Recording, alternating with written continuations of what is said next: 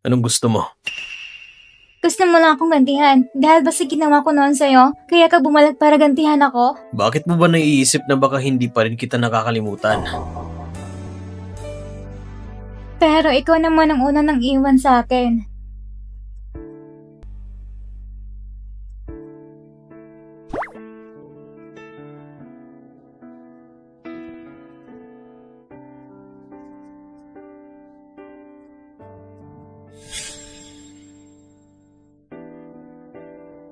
Masamang halimaw. Han. Tumigil ka na sa pagsasalita. Ayoko sa mga sinasabi mo. Ano bang gusto mong marinig? Sabihin mong ibibigay mo sa akin ang bahay. Tapos umalis ka. Sige. Ako, pati yung bahay, lahat ibibigay ko sa'yo.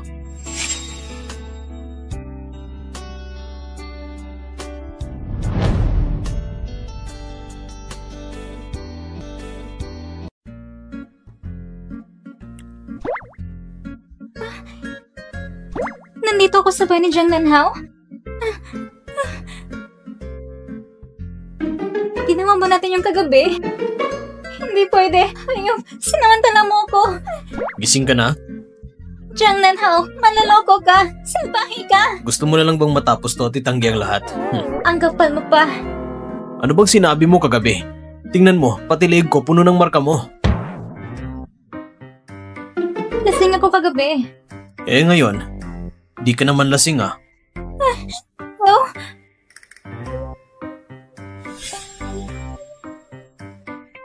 tama.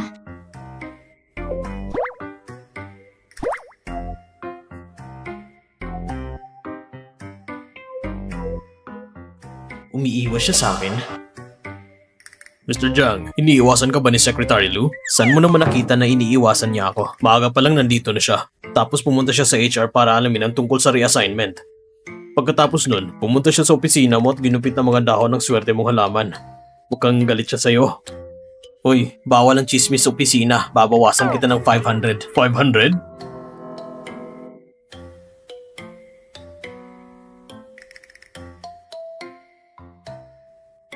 Bakit niya gustong umiwas at magpanggap na walang nangyari? Tandaan ko yan. Kapag may inaalala siya, lagi niyang pinupost ito online. Di ko alam kung nagbago na siya.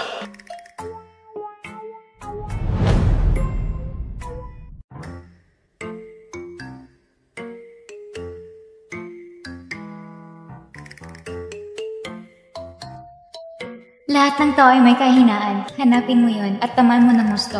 May punto ka.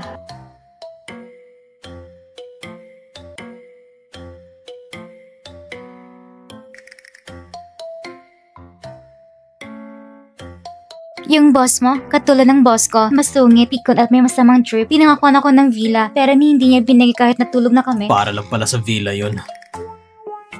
Yung boss ko, mababa yung IQ. Pareho tayong kawawa. Kapag may problema ka sa work, o kahit sa buhay, i-message mo lang ako para kalabanin ko ang boss mo. Mas maganda kong harapan. Ang bait mo rin pala. Dahil magkapareho tayo na pinagdadaanan, ayoko makita ng kapwa ko babae na nahihirapan.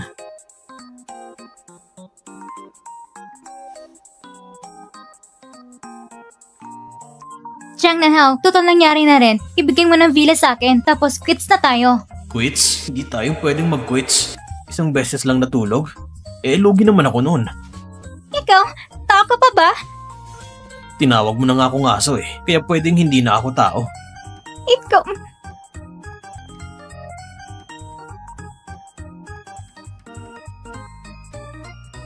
Gawin mong sinabi ko, itagda ang year-end bonus sa 500,000.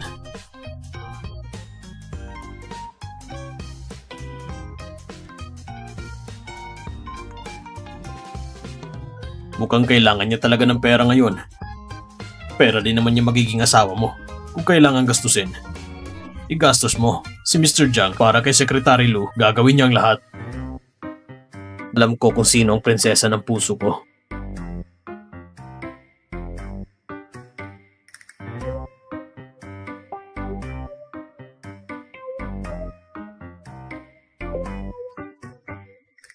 Si Mr. Jiang, Para sa babaeng yun, talagang iba ang trato. Kailangan ko na agad sabihin si Mizao.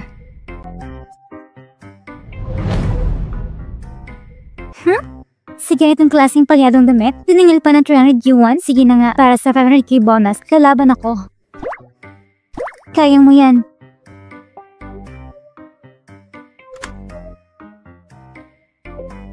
Anong ginagawa mo rito? Hayop ka.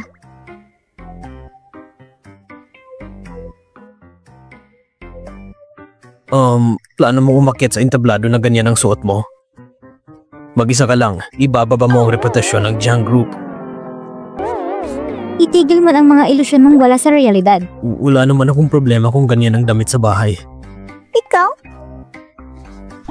Pero kung susutin mo yan sa harap ng iba, magagalit talaga ako. Kung magsasalita ka lang, bakit kailangan mo sobrang lapit? Gusto mo lang iparinig yung boses mong malalim? Yung bagong labas na modelong gusto mo. Ay nako, hindi ko kailangan yan. Umalis ka na. Layuan mo ako.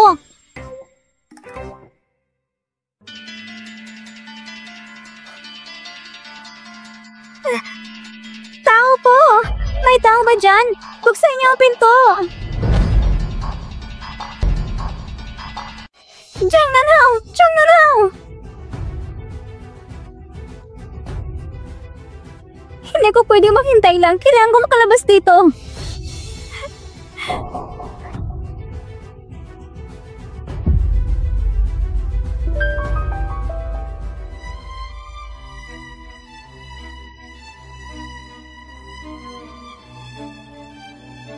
Ngayon, palakpakan po natin ang espesyal na panauhin ngayong gabi, si Mizao, upang tumugtog para sa atin ng Shala Concert in D Major.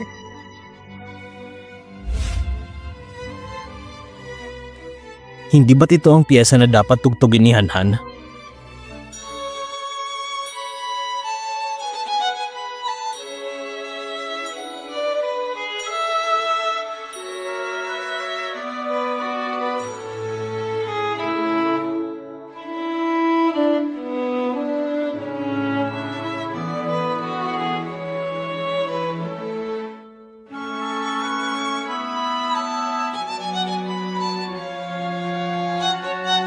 Ang tugtugin ko. Hanhan!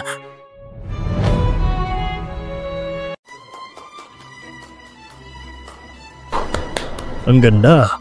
Ang galing talaga. Talagang tao na pili kong manugang. Napakahusay sa lahat ng asteto.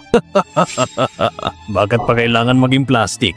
Sa tingin ko, pangkaraniwan lang ang tugtog ni Miss Zhao. Ikaw parang pinakamahusay ngayong gabi. Ni hindi nagsalita ang anak natin. Ang dami mong sinasabi. Ganito na lang, ikaw na lang ang magpakasal sa kanya. Ang dami mong sinasabi. Tita, sa totoo lang, tama rin po si Tito Jiang. Marami pa po ako kailangan pagbutihin. Gagawin kong lahat para hindi magiging pabigat kay Nanhao. Miss Zhao, wala pa kayong kahit anong relasyon ni Nanhao. Hindi mo siya pwedeng katawanin. Nanhao! Nanhao, wala ka pang sinasabi sa performance ko. Pwede ba kung sumala sa contest ng company yung sa year-end party? Ikaw ang anak na babae ng pamilya Zhao. Kailangan mo pa bang ganitong klaseng premyo? Gusto kong manalo. Gusto kong manalo para sa'yo. Sakto! Ako rin! Pero hindi ko gagawin tulad ni Miss Zhao gamit ng ganitong kababaan. Pero hindi ko gagawin tulad ni Miss Zhao gamit ng ganitong kababaan. Lucihan! Ikaw may kasalanan kung bakit ka na late. Bakit ka ba nagsasalita ng kung ano-ano? Kung hida ka Miss Zhao ngayong gabi, ewan ko na lang kung paano matatapos ang event. Hindi ba ikaw nang una sa akin? Hindi mo ko pinapayang tumungtong sa sarili kong slot para lang mapagbigyan ng bigatan si Miss Zhao. Ako nga lang pamilya Zhao. Hindi ko kailangan ng tulong mo. Sino ka pa para magsabi niyan? At saka isa pa, ano bang talent mo? Isa kang sekretarya na gustong umangat. Gamit ang panilin lang, walang kahihiyan. Security, policy ng babaeng yan. Tignan natin kung may mga has. Nanhao, ang year-end party ng Jiang Group, pwedeng sarili lang kahit sino empleyado. Empleyado rin ako ng Jiang Group, bakit hindi ako pwedeng sumali? Wala lamang hindi nakakaalam na si Lucihan ang kilalang inuti na anak sa Yonsheng. Tawagin ka mga little princess. Akala mo totoo na? At sino mong may gusto makakita ng performance mo? Ako! Magpustahan tayo. Kung matalo ako, aalis ako sa junk group. Kung matalo ka, sa susunod na makita mo ako, kailangan kitang tawaging auntie at yumuko ka habang umalis. Deserve mo ba yun? Pareho lang piyesa natin. Sigurado kung panalo ako.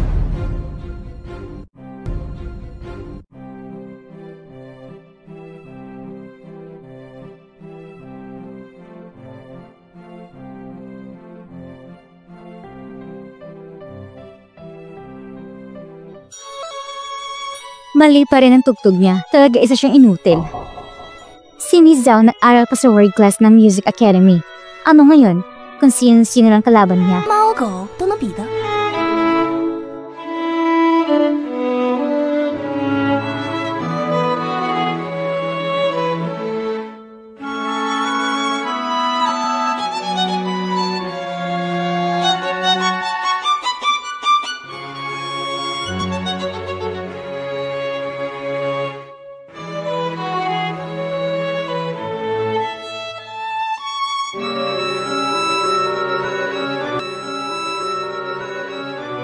Bakit ang galing niyang tumugtog?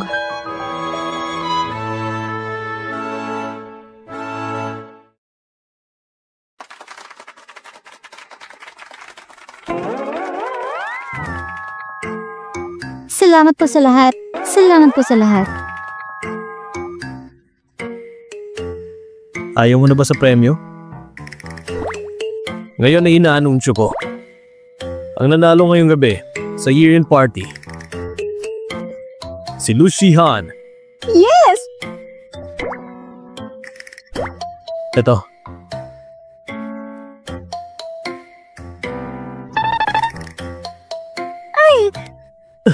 Han, Zihao, ikaw pala?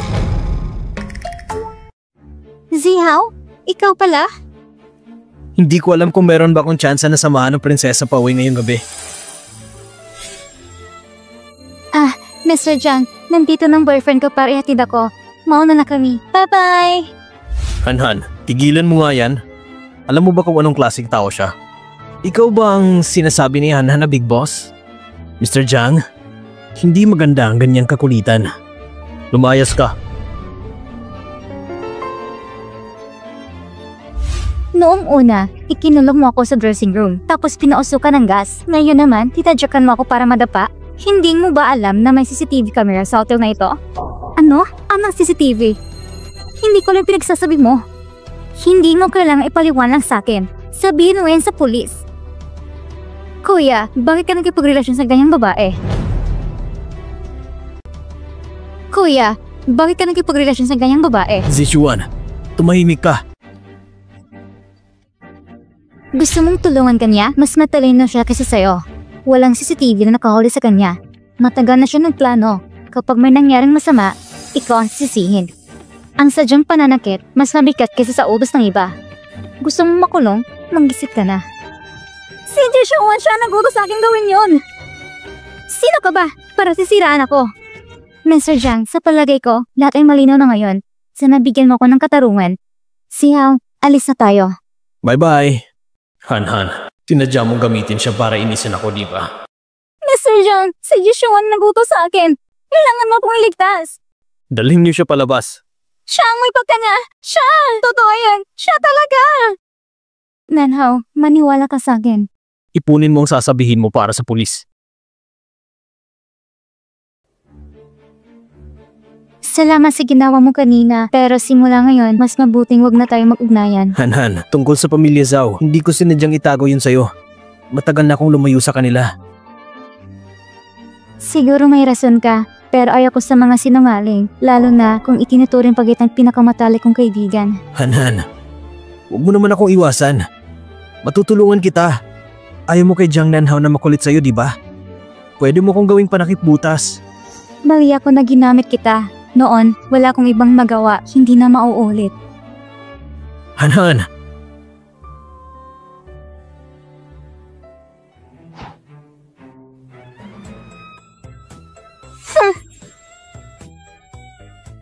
Mr. Jiang, mukhang iniiwasan ka na naman ni Secretary Lu. Yung listahan para sa event, ayusin mo ulit. Naiintindihan ko, isasama mo si Secretary Lu. Ang dami mong alam.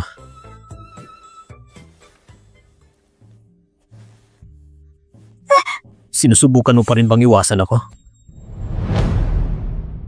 Sinusubukan mo pa rin bang iwasan ako? Bitawan mo ko. Nasa opisina tayo. Ano bang gusto mo? Ano ngayon kung nasa opisina tayo? Alam ng buong kumpanyang tungkol sa atin.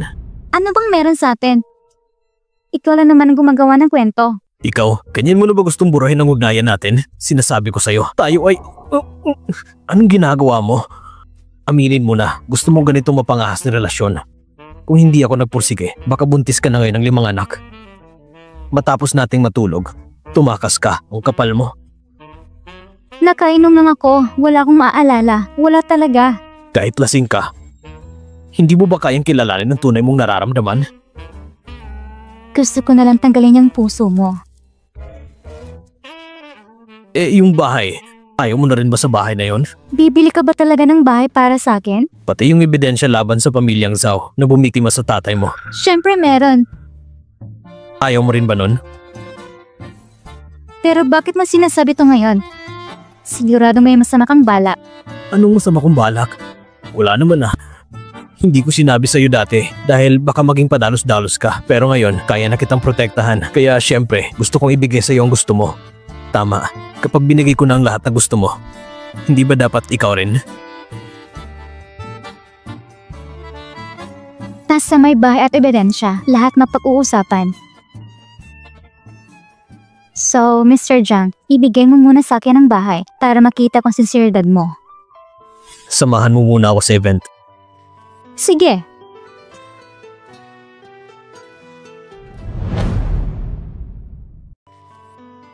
Ikaw ang nagsabi ha, pagkatapos ng event, ilipat mo na sa pangalan ko ang bahay. Paano kung hindi ko gagawin? Aalis na ako. Pag-isipan mong mabuti. Nandito ngayon si Zhao Guanghai at President Qian. Sila yung dalawang narinibunag sa buwatan sa rooftop. Silang nanira sa papa ko? Anong hinihintay mo, Mr. Zhang? Tara na! Sinungaling talaga tong taong to. Kaya sure baka raw makilala ako ni President Qian kaya pinaghintay ako rito. Pag wala akong nakuha ngayong araw, talagang...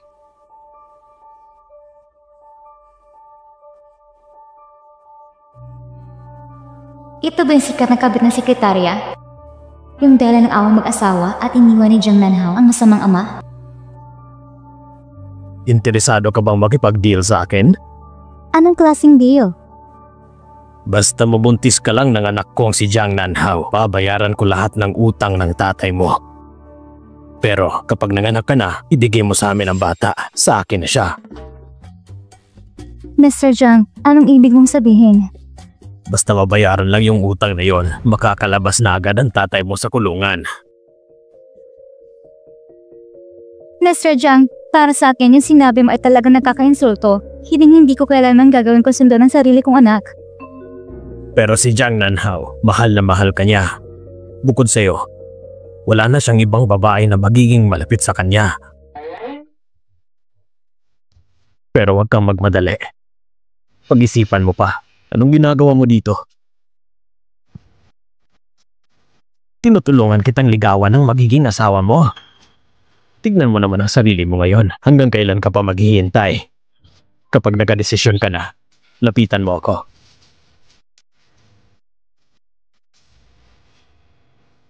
Anong sinabi niya sa'yo? Ano man ang sinabi niya? Huwag mong paniwalaan. Sabi niya mahal mo raw ako. Pero dahil sabi mong huwag maniwala, alam ko nang gagawin ko. Huwag kang mag-alala. Hindi ko iisipin na totoo yun. Nanhao! Samahan mo munang mama mo. Ako nang bala sa sarili kong problema. Bakit bang tigas ng ulo mo? Kung susundin ko yung gusto mo, yung babaeng puno ng panliling lang at kasamaan? Kahit hindi si Zazie Shuwan, may iba pang mga babae. Ang mahalaga hindi pwedeng silusihan. Akala ko malinaw ako magsalita. Naiintindihan mo na dapat. Kung sino man ang gusto ng anak natin, dapat suportahan na lang natin. Bakit kailangan natin pakialaman ng mga desisyon niya? Anong sinasabi mo ate? Kahit gaano mo pa itanggi, sinanhaw pa rin ang anak nating dalawa. Kung palagi tayong magbabangayan ng ganito, makakabuti ba yun kay Nanhao? Ang lahat ng meron ako, para rin naman sa kanya. President Zhang, nandito ka rin pala. Zhang Tianyu, ikaw pa talagang may ganang papuntay ng babaeng yan? Ang dahilan kung bakit nawalang anak natin. Wala ka talagang pinagbago. Nakakadiri ka. Wan Ying! President Zhang. Hinihintay na tayo ni President Zhang. Tayo na.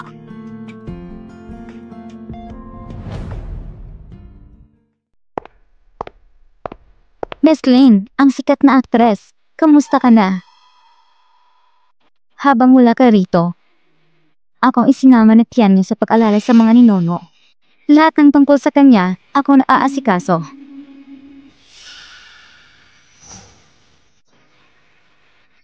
Natatakot ka na ba, Lin Wanying? Dati hindi mo ko kaya. Ganun pa rin ngayon. Hindi ako natatakot sa'yo. Sa totoo lang, hindi ka karapat-dapat na pag-aksayan ko ng salita. Isa kang pa ba itinako ng asawa? Ano ngayon kung mayaman ka? Kahit pa nagkana ka kay Jiang Chanyu, hindi ka pa niya pinili. May makakapabang manaltili rito?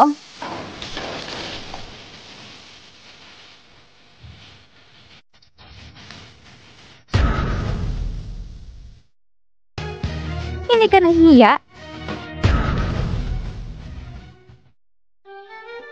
May mukha ka pa bang manaltili rito? Hindi ka nahihiya?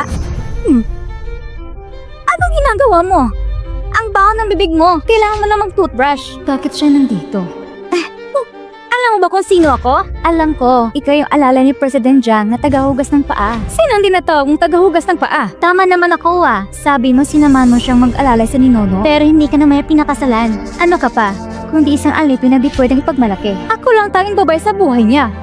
Ganun ba? Siguro nga ang mga tagahugas ng paa ay masyado pang matas kesa sa'yo. Tuminggi ka!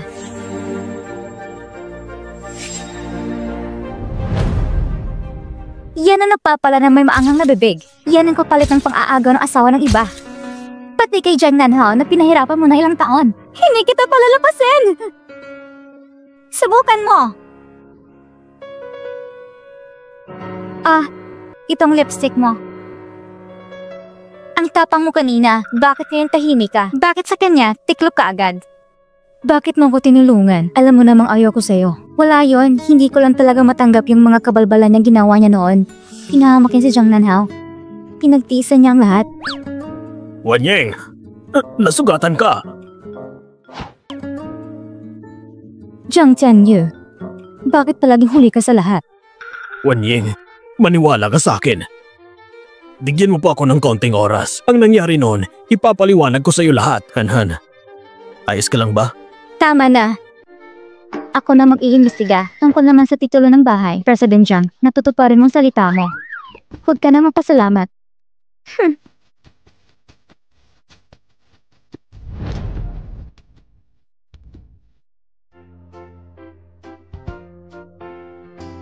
Tignan mo nga to.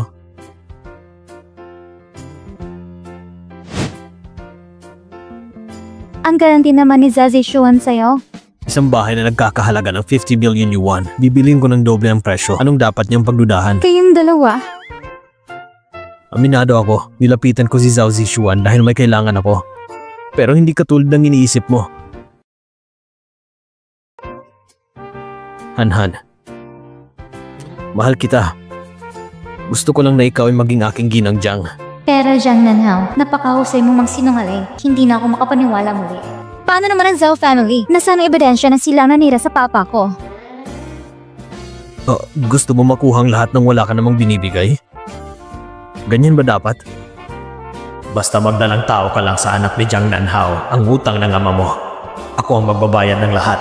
Anak lang naman ang kailangan. Isang hakbang, dalawang resulta. Pwede mo pang itaguyod ang anak kahit wala ng ama. Jiang Nanhao! Ano? Galit na ako. Jiang Nanhao! Ano yun? Magkaanak na tayo. Anong sabi mo? Sabi ko, magkaanak na tayo. Totoo ba yan? Totoo.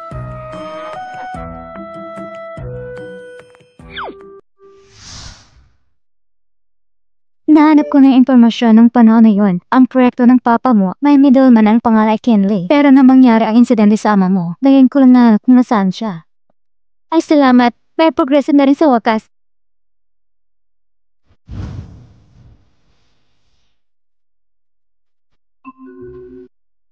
Nagmamadali siyang umalis. Saan kaya siya pupunta?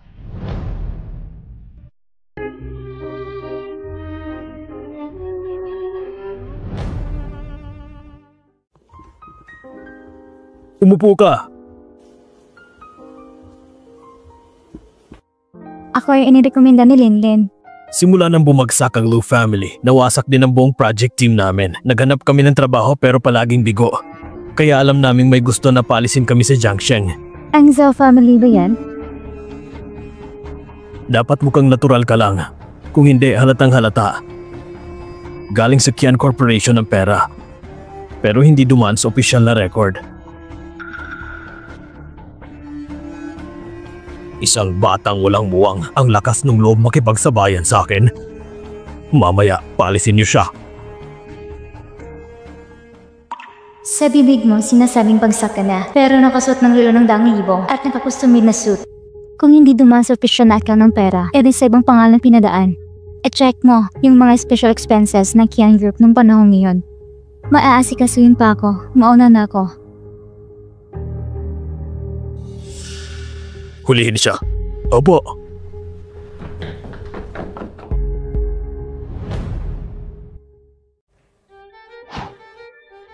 Pa, palayain mo na siya. Pa, bagsak na ang pamilya Lu. Hindi na siya magiging banta sa'yo. Nag-agawan kayo ng kapatid mong lalaki. Ikaw pang nagtatanggol. Anak pa ba kita? Gusto mo ba siya? Hulihin siya. Huwag lang saktan. Ikulong niyo siya mamaya. Sa ganon, makakasama mo na siya ng solo. Han! Tumakbo ka! Tabi dyan! Pa! Tabi! Miss Lu, patawad. Ginagawa ko lang ito para mabuhay.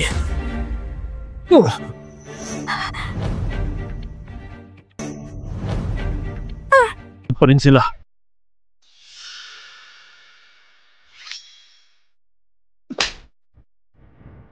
Paano ko nagkaroon ng anak na walang silbing tulad mo? Kahit si Jiang Nanhao, hindi mo siya matatapatan. Pinamamahala ko sa iyong kumpanya. Pero gusto mo lang maging walang kwentang pintor. Pati yung babaeng gusto mo, hindi mo makuha. Ang babaeng yan ay mapanganib pag nanatili siya. Kung gusto niya makasama si Jiang Nanhao, edi wala na tayong magawa. Kailangan ko silang parehong alisin. Pa, wag. Kung ganon, patunayan mo na hindi ikaw ang inutil kong anak. Kung hindi, ang makukuha mo lang ay bangkay ng mahal mo.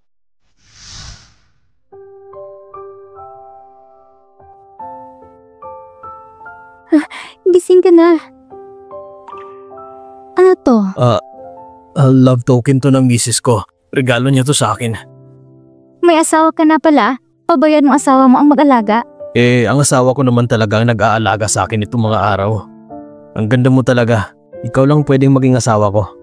Honey. Ang ganda mo talaga. Ikaw lang pwedeng maging asawa ko. Honey. Responsibilidad ng mama ang alaga ng anak. Okay. Magpakabait ka, tawagin mo akong mama. Tigilan mo ako. Jiang Nanhao, ganito ang sitwasyon. Niloloko mo pa rin ako. Hayop ka talaga. Nagbibiro lang ako. Seryoso na tayo ngayon. Si Zhao Guanghui, kilala sa pagiging malupit. Hindi sapat ang pagiging impulsive mo. Si Zhao Guanghui ang nagsabotay kay Papa. Walang duda. Nakakahanap ako ng ebidensya. Pero... Okay lang. Huwag kang mag-alala. Mahalaga sa akin ang buhay ko. Pero hindi ko tatalikuran paghahanap ng ebidensya. Han, bakit hindi mo ako kayang paniwalaan kahit minsan? Pag gumaling na ako, agad kitang ipagkakasama sa uncle mo. Jiang Nanhao, ano pang silbi ng mga sinasabi mo ngayon? Bakit hindi mo pa nagawa noon? Aray ko, ang sakit ng ulo ko. Masakit ang ulo mo? Oo, ganito na nga ako, may sakit na inaasar mo pa rin ako. Mukhang mali ang timing ko . Nakaka-istorbo yata ako. Uncle Jiang. Mr. Jiang, kukuha na ako ng tubig. Ngayon ko lang talaga naiintindihan kung bakit nitong mga taon lagi kang iniiwasan ni mama at hindi ka talaga mapatawad. Wala ka talagang pakiramdam sa sitwasyon. Ano bang alam mo? Ang tawag dyan ay romantic tension. Romantic tension pala? Sige, bukas, papayuhan ko si mama na mag-blind date. Ikaw... Blind date?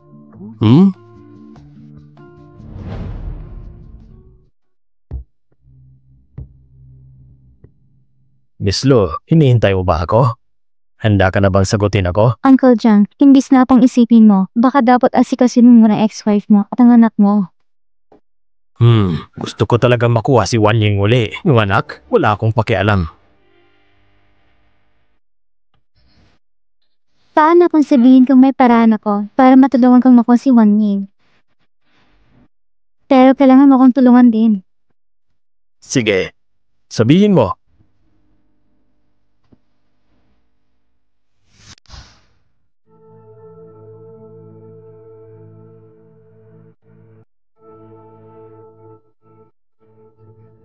Iha, sabi mo sa party na to, ilalabas ang kasamaan ni Zhao Guanghui. Pigilan natin siya ng pagkakataon mabulok ang kasalanan. Nagpalabas ako ng promosyon kay Zhao Guanghui. Pagkatapos ng party ito, ipapahay ko na sa lahat ang totoo sa pagkabangkarote ng pamilya Lu noon. Ginagawa mong pahirapan ang sarili mo. Sobrang delikado niyan. Hindi mo ba gusto malaman ko anong papel ang ginampanan ng sekretarya mong si Su Hui? Sa buong pangyayari ngayon? Anong papel niya na mabangkarote ang pamilya Lu? Nadamay ka rin. Hinala ko siya ng taxi sa'yo. Sa mga taong ito, nagpanggap ka lang na humaling sa kanya para balang araw, mahuli mong bahon niya at maipaliwanag sa tita ko, di ba? Sige, manatili ka ngayon sa tabi ko hanggat maaari. Magpapadala ko ng proteksyon. Hindi mo na kailangang alalahanin ng babae ko. Pero ang likod ng bahay mo, mukhang nasusunog na.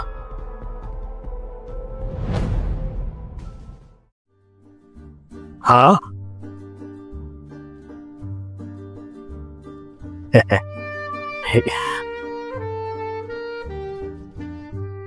Han, yung balitang may sekreto sa pagbabagsak ng pamilya Lu, ikaw bang nagpalabas nun? Kung ayaw mong sabihin sa akin ng totoo, gagawa ko ng sarili kong paraan para makamit ang layunin ko. Si Zhao Guanghui, nakita mo naman sa bar nung araw na yon. Bakit mo inilagay ang sarili mo sa ganong panganib? Jiang Nanhao, huwag mong isipin ang pagtatago sa akin sa likod ang pinakamabuting protection. Ang apelyido ko ay Lu. Kailangan ko alamin ang totoo at iligtas ang papa ko. Anong plano mo ngayon? Hindi ngayon mahalaga kung anong gagawin ko, kundi kung paano sila mag-react.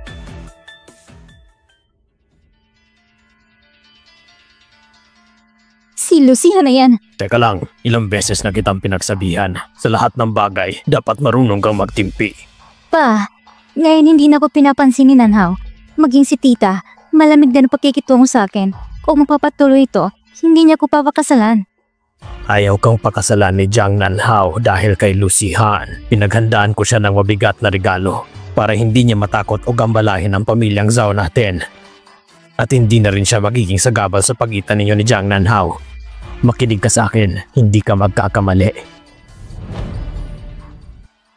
Nang babangkarote ang Lu noon, ibinenta lahat ng shares at napunta lahat sa kamay ni Zhao Guanghui. Ngayong gabi, sa ball na ito, tsak nakikilos siya. Hinihintay lang talaga natin siyang kumilos para may focus nating atensyon ng lahat sa kanya.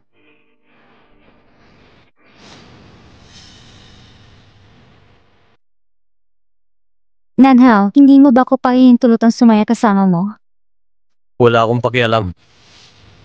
Nanhao, alam ko iniimbestigahan mong papa ko para kay Lucihan. Ayaw mo rin naman sa harap ng maraming tao na sabihin kong lahat. Ayaw mo mapahiya tayong lahat, diba? Tara na. Ayusin mo yan. Ganun lang ba kadaling ipamigay ang asawa mo? Sana'y masaya kayong dalawa.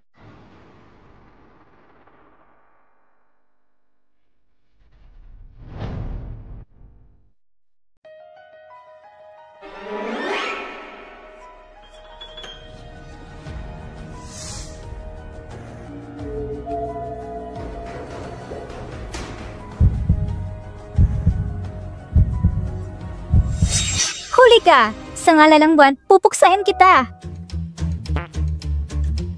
Gusto mo akong patulugin? Sabihin mo nga kung anong balak mong gawin pag nawalan ako ng malay. Sige. Nasaan ang room key? Ibigay mo sa akin.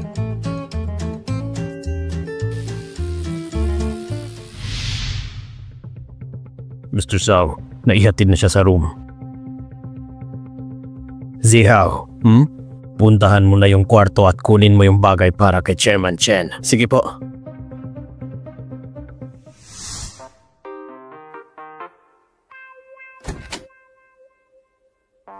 Zhao Ziao, pinapapunta ka ng papa mo? Pasensya na, kahit anong pambalak ng papa ko na gawin sa'yo. Wala akong ganong intensyon. Mali. Kahit nautos pa ng papa mo na pumunta ka rito, hindi mo pa na kung kayang saktan. Maliban na lang kung magkakalis muna tayo rito.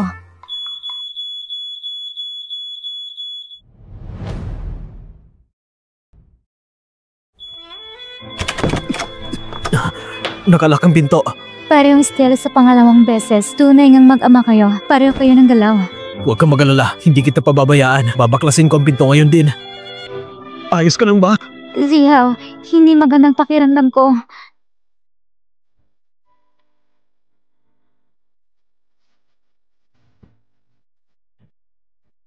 Nanao, hindi ba ako mas maganda kay Lucian? Mabibigay ko lahat ng gusto mo, kasamang pamilya Zhao. Hindi ka maikukumpara sa kanya. Hindi ka karapat-dapat. Sige. Tingnan na lang natin. Sige nga. Eh nako, masama to. May sunog sa room 705 ng hotel natin. May usok nga eh. May tao pa sa loob. 705? Parang doon nagpapahinga ang kuya ko. Tingnan natin agad.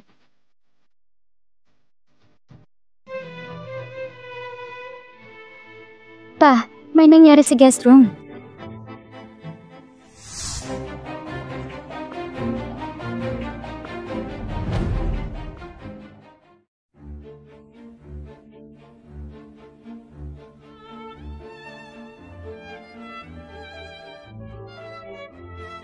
Nasaan sila? Nasaan sila?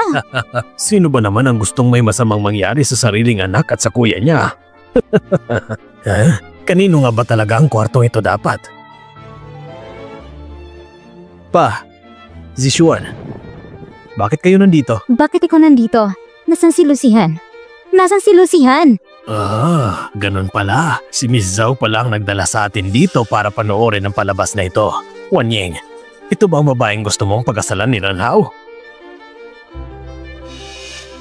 Mr. Zhao, sa palagay ko, ang kasal ni Nanao ay dapat siya mismo magdesisyon. Tita Ye. Hello? Ano raw? Nahack ang international network ng kumpanya?